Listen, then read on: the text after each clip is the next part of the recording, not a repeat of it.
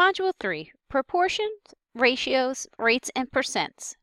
This is Section 3.4, Congruent and Similar Triangles. Two triangles are said to be congruent when they are the same size and the same shape. They are carbon copies of one another. Congruent is another way to say equal. There are three ways to show that two triangles are congruent. The first is angle, side, angle. If you were to put the first triangle on top of the second triangle, angle A would land on top of angle D, and angle C would land on top of angle F, and that side in between them, AC, would land on top of DF. Angle A and angle D are corresponding angles. Side AC and side DF are corresponding sides. If corresponding angles and the side in between those two angles are the same measures, then they are congruent by angle, side, angle. Another way is side, side, side. If all three sides are the same measures, then they are congruent. The last is side, angle, side. Side AB corresponds with DE, and angle B corresponds with angle E, and then side BC corresponds with EF. So I have side, angle, side, and all of those measures are exactly the same. We don't need to know the other pieces of the triangle because we would be able to find those measures with just the information that we need to know. Are these two sets of triangles congruent, and if so, how? Well, we can see in angle A, if I were to rotate this around a little bit, I would have a 7 here, an 8 underneath, and a 5 down here. And 7 corresponds to 7, 5 to 5, 8 to 8.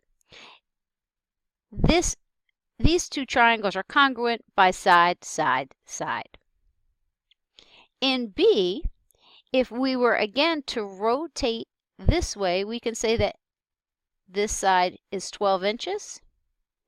I have an angle at the bottom that's 63 and an angle at the top that is 80. So once again, this is a yes, and this is from angle, side, angle. Now, if two triangles are not congruent, but similar, that means they have the same angles, but the sides are different. So here we have two right triangles, and we are told that they are similar, meaning that all the angles that correspond are the same measure. However, we can see that 8 and 14 are two different numbers. If two triangles are similar, then they are also proportional. So the 8 corresponds to the 14 the same way that the 9 corresponds to the n. We also could have written this upside down and said 14 is to 8 as 9 is to n.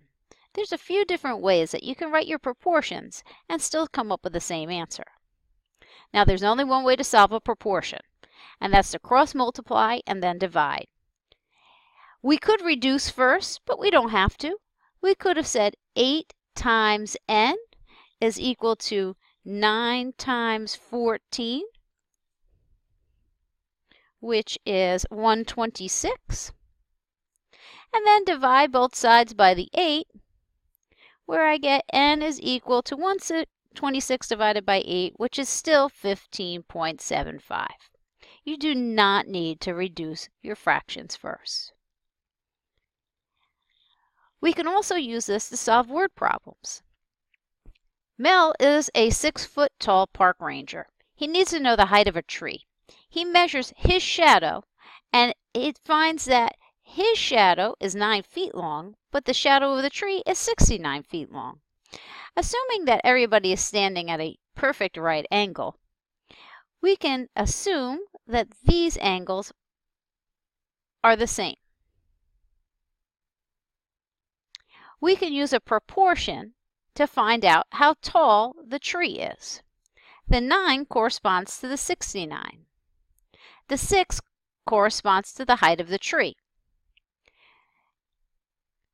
Mel's height corresponds to the height of the tree, the same way Mel's shadow corresponds to the length of the shadow's tree. Cross multiply, and I get 6 times 23 is equal to n times 3. 6 times 23 is 138. Finally, divide both sides by 3, and you have 46. The tree is 46 feet tall. Let's find the ratio of the corresponding sides in these sets of similar triangles. So you can see I have my right angle here, but my triangles are facing each other, so I'm going to need to kind of pretend to flip this triangle around so that my hypotenuse is 25 and then this base is 24. If I wanted to just set up the ratio, I would say, well, the 24 corresponds to the 48 the same way that the 25 corresponds to the 50. You also could have written this upside down. So 48 corresponds to 24, the same way 50 corresponds to 25. Pause the video and try B and see if you can set up that proportion. In B, we can see that this is my top angle here. It's a little bit harder to see here, but we'll need to rotate this around a little bit. So I could say 1.8 corresponds to 2.4. The same way 1.2 corresponds to a 1.6, or we could have written it the other way around, that the 2.4 is to 1.8, the longest side of each triangle, corresponds to the 1.6 to the 1.2, the shorter side of the triangle. Let's try a word problem. A rock climber casts a shadow that is 9 feet, and he is 6 feet tall.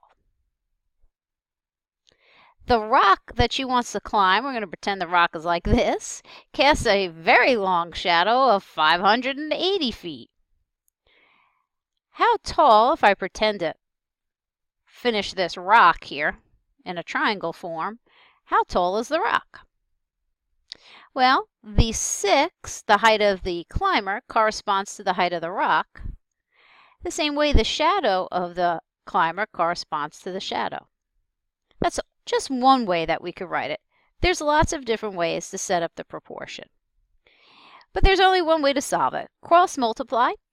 6 times 580 is 3,480, and 9 times x is 9x.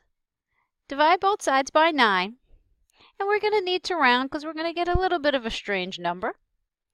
And I get 386.6 repeating, so I'll just say 7. And that's my value for x. And that's how you use proportions to solve word problems.